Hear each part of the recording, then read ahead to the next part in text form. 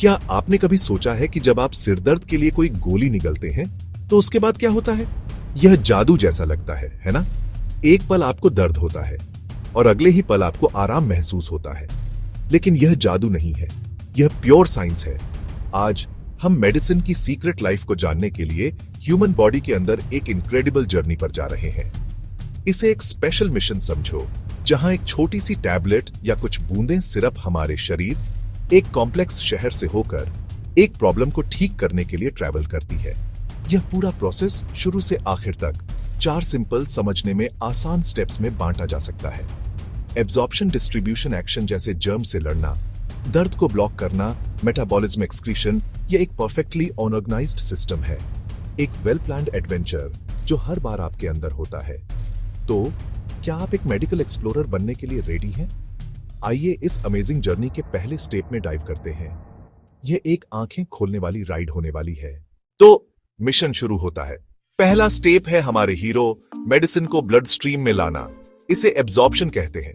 अपनी blood stream को एक सुपर फास्ट हाईवे सिस्टम समझो जो आपके पूरे शरीर में चलता है।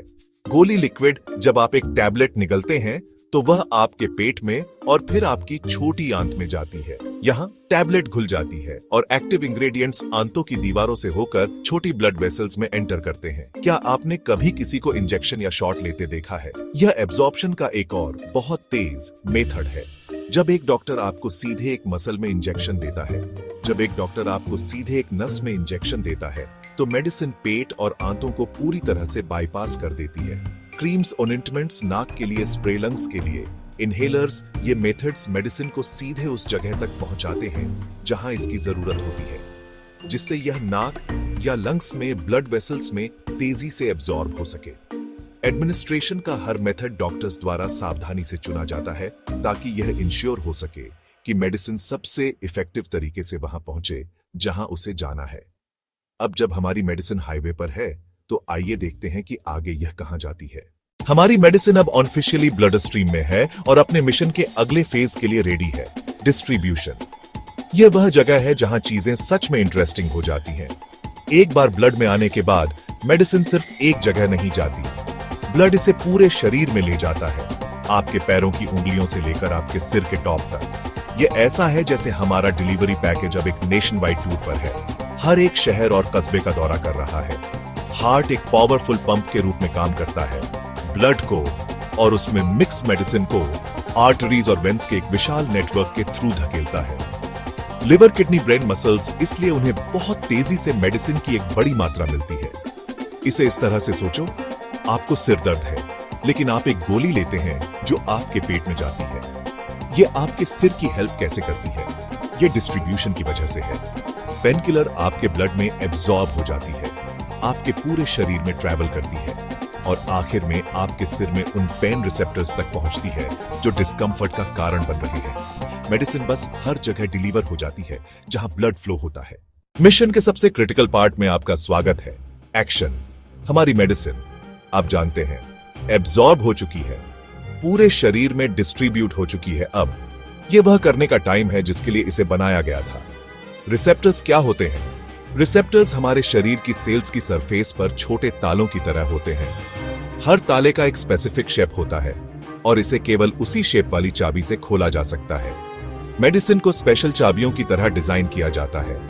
उदाहरण, सिर दर्द। कुछ सेल्स ब्रेन को दर्द सिग्नल भेजती हैं। पेन किलर को ऐसी चाबी बनाते हैं जो उन स्पेसिफिक रिसेप्टर्स में फिट होती है। पेन किलर जब रिसेप्टर पर लॉक होता है तो सेल से दर्द का सिग्नल भेजना ब्लॉक हो जाता है। यह वैसा है जैसे ताले में गलत चाबी डाल दी गई हो। नतीजा, ब्रेन दर्द का मैसेज रिसीव नहीं करता और आपको आराम महसूस होता है। उदाहरण, बैक्टीरियल इन्फेक्शन। एंटीबायोटिक लेते हैं। एंटीबायोटिक बैक्टीरिया के यूनिक लक्ष्य को निशाना बनाती है, जैसे सेल वॉल बनाने वाला मटेरियल।